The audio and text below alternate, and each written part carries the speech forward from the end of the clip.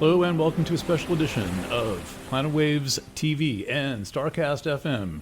My name's Eric Francis Coppolino, your astrologer for the next 5 to 10 minutes here with a short update about Mercury stationing direct tonight, the 1st of January, that's what month it is, 2024.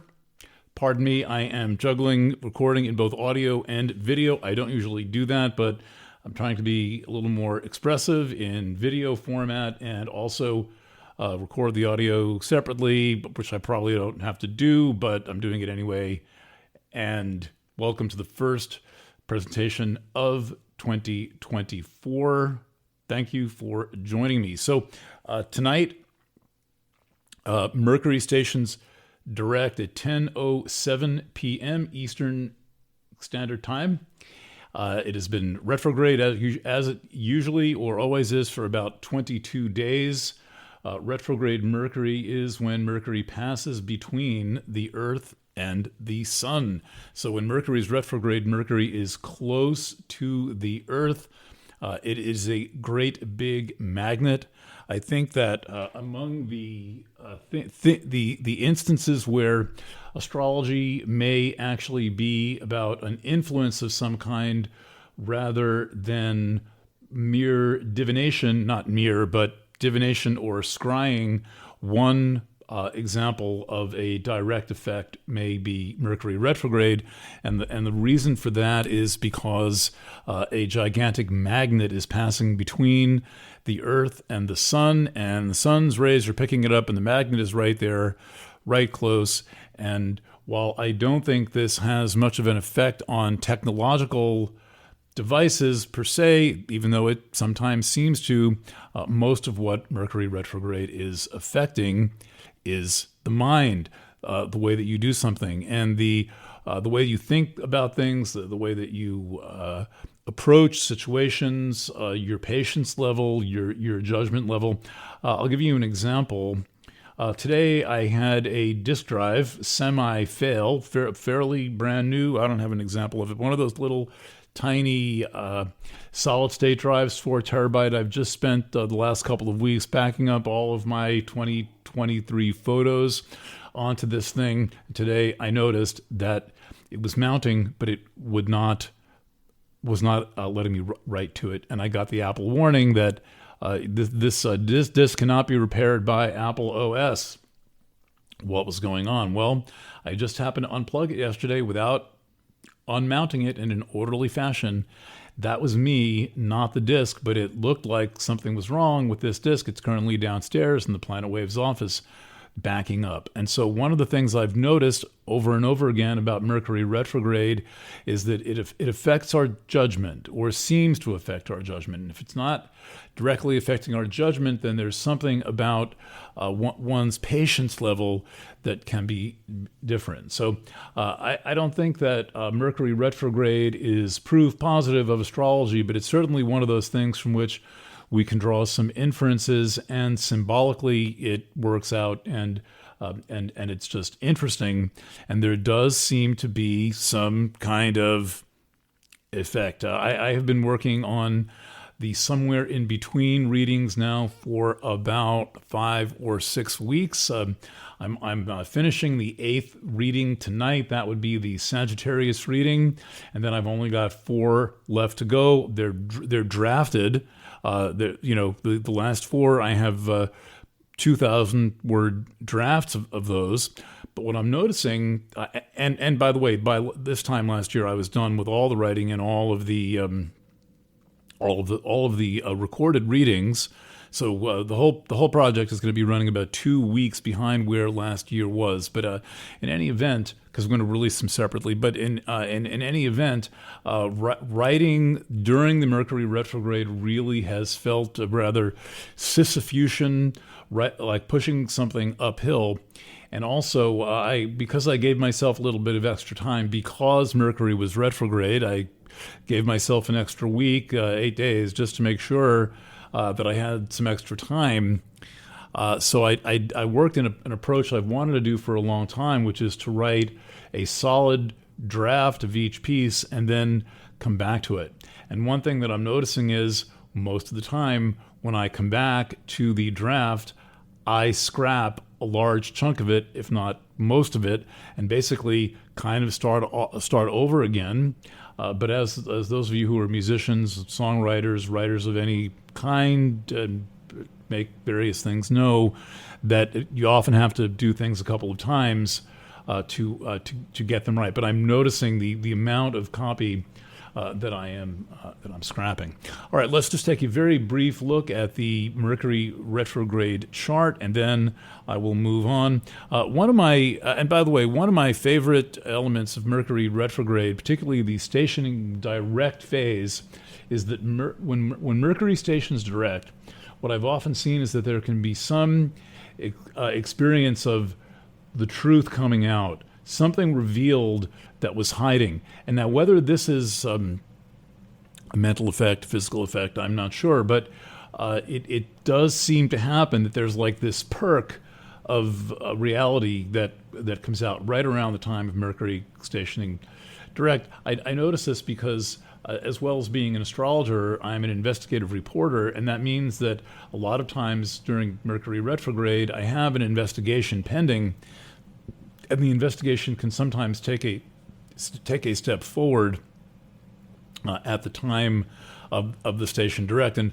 one thing I've learned is to work with Mercury retrograde in that way and to kind of lean into it and take advantage of the fact that I'm at least expecting this to happen. Of course, at the moment, it does seem to be happening vis-a-vis one long-standing 6-year-old investigation that is now suddenly sprung up new life, and I am going after certain elusive perpetrators of some unethical acts. Okay, so taking a brief look at this chart, and I'm looking right down on my screen, so I'm going to look down a bit for doing this. Here in New York, where I am, at the time of Mercury stationing direct at 10:07 p.m. Eastern Standard Time, Virgo's rising, and the moon's in Virgo. And the moon is working its way into a square aspect to retrograde Mercury. Watch those moon-Mercury squares because they can create some tension between that which is intuitive and that which is rational or logical. The thing is that Mercury stationing direct in Sagittarius close to the galactic center, and so that leans toward intuitive, and it also is a reminder whenever anything is around the galactic center, it's a reminder to remember the insights and the breakthroughs that you have, because the galactic center tends to offer or arrive with revelations, like personal inner revelations, like you figure something out that you've been wondering about, or you finally come up with the title to that thing or something like that. But no sooner than you thought of it can you forget it if you don't write it down. And then you might think, oh, I'll remember that again. And what I have found is, well, no, not exactly. And that process generally is why I tend to keep a lot of these ordinary white pads and either a mechanical pencil. Here, I'll show you. I put a lot of photos of my pencils in Planet Waves. I'm not strictly a pencil worshiper, but this or this, and I take it to bed. So if I come up with something, I write it down, because for me, ideas are the way that I not only make my living, but they're the way that I have my fun. Now, speaking of Mercury stationing direct on the galactic center, the entire zone between the Great Attractor, that's a deep space point, and the galactic center, that's kind of the most local deep space point, right at the center of our galaxy, a mere 25,000 light years away, whereas the Great Attractor is like 380 megaparsecs away. That's like Star Trek distance. Well, closer. A lot is going on in Sagittarius, and a lot is clustered around the deep space points, the Great Attractor, and the galactic center. For example, Ceres sitting right on the galactic center, perhaps magnifying some matter of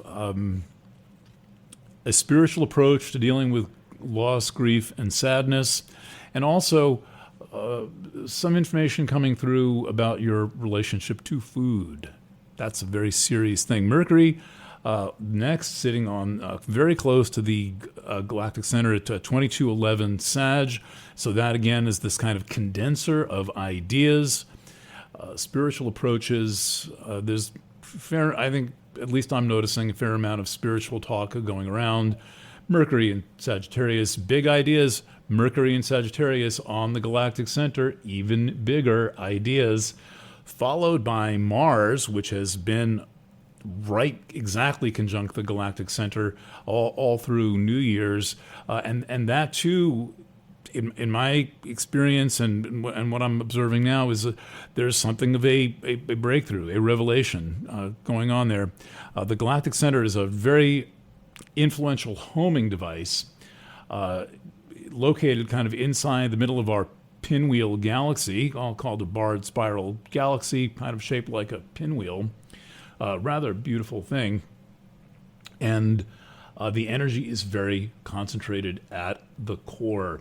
I don't think you'd need to go that close to the core that for the stars to be so concentrated that it would be as light at night as it is during the day. But I reckon when you get very close to the core, that daytime may be less light than nighttime, because there are going to be so many stars in the sky at nighttime.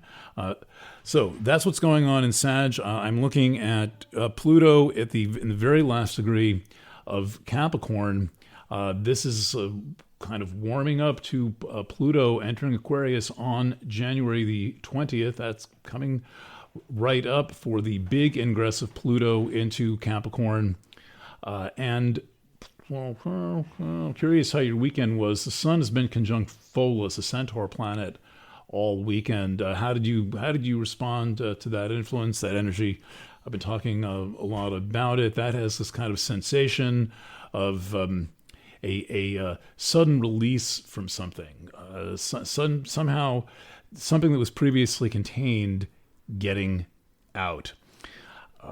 Let's see. One last thing. Mercury is moving into a square to Neptune. Now, that'll be a little bit later in the week, but basically the Mercury station direct is happening in a 90-degree angle to Neptune, Mercury square Neptune. So this is a reminder to be honest with yourself and to check the veracity of what others are saying. On this whole thing about truth, and this is like a big issue these days, and people are very shaken up, and their trust is shaken by what happened in 2020 and all the deceptions connected with that. Then what happened in 2021 and all the deceptions and the denial associated with that. There's not a lot of trust to go around, and people are generally spreading their distrust externally, rather than doing the thing I think we really need to do the most, which is check whether the words coming out of our mouth are sincere, whether we really mean the things we say, and have you verified whether what you're saying and what you believe is true. Where there's fraud, there's two parts to fraud. One part to fraud is the people who perpetuate it. The other part is the people who believe it. However, skepticism is not a substitute for curiosity and being suspicious and doubtful all the time. That's not a substitute for curiosity. And so I would recommend keeping your curiosity with you and making sure that you know when you don't know. How do you know when you don't know? That's a tricky philosophical question. Well, one way you know when you don't know is that you spend a lot of time asking yourself how you know. How do you know something? And when you start to account for how you know what you think you know, you'll start to get clues for how to know when you don't know. So I've been working on this one for a long time. Because in chapter one of one of my many books in progress, investigative reporting book called Halfway to Enlightenment, A Guide to Investigative Reporting in Life, Chapter 1 of that book is titled Know When You Don't Know. So I've been pondering this for a long time. How do you know when you don't know? It's very hard to explain that to someone. And finally, after like thinking about this quite a bit for some years, it occurred to me, maybe you have to take it from the other end. How do you know that you know? How do you know when you know? This is all a branch of philosophy called epistemology. So this is the Epistemology Mercury Station Direct, taking place on January 1st, 2024. Welcome to a new year, Year of the Dragon, coming right up. Thank you for listening. Thanks for tuning in. Don't forget to click on somewhere in between the 2024 annual readings, which I anticipate I will be deep in for a couple of more weeks, but the written ones are coming. This is what the charts look like. I draw these kind of charts that are more sophisticated. I actually add more planets. These I just did this morning in the diner where it was too noisy to make this video. They usually look more like this. I add about 15 extra planets to that, and then I work to make the reading simple and comprehensible. That is journalism. The reason why, as my colleague Dale O'Brien said once in my senior colleague, Chiron pioneer Dale O'Brien once said, well, this is a really good invention, this fusion of astrology and journalism, because journalism's job is to explain things. And as a journalist, I'm trained to use expository writing and explain things in simple terms, not for an expert. Thanks for listening. Bye for now.